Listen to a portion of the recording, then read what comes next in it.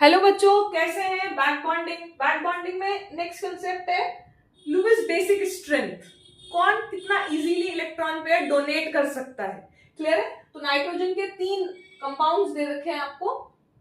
इसमें नाइट्रोजन पे lone pair, nitrogen CH3 whole thrice, nitrogen SiH3 silicon H3 whole thrice, nitrogen GH3 whole thrice.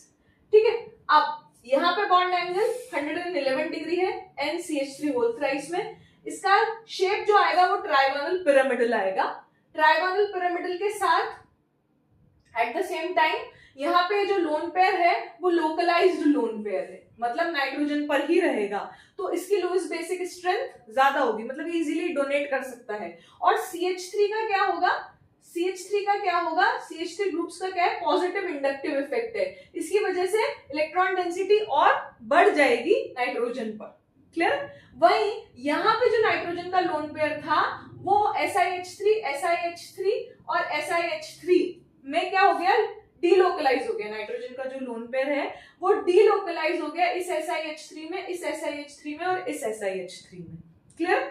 तो इसकी shape जो है वो पिरामिडल से किसमें, पिरामिडल ना होकर क्या हो जाएगी? ट्राइगोनल प्लेनर हो जाएगी, क्योंकि वो lone pair pure p orbital से 2p पाई और 3d पाई में क्या बैक बॉन्ड बनेगा, और वो इफेक्टिव बैक बॉन्ड होगा क्योंकि सिलिकॉन पे पार्शियल पॉजिटिव चार्ज आएगा।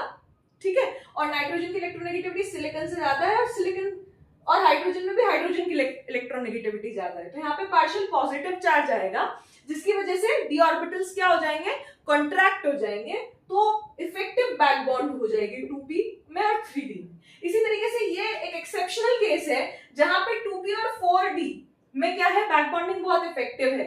NGH3 whole thrice trigonal planar है ये। क्लियर?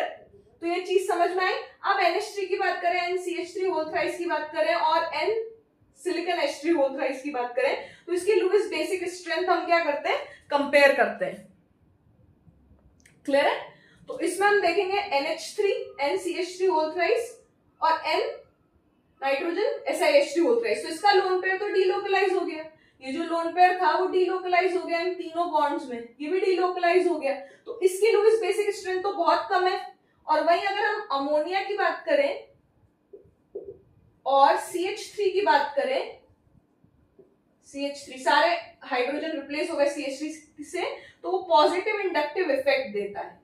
जब पॉजिटिव इंडक्टिव इफेक्ट देता है तो नाइट्रोजन पे इलेक्ट्रॉन डेंसिटी बढ़ जाएगी। तो सबसे अच्छी Lewis basic strength NCH3 whole thrice, second is ammonia, third is N nitrogen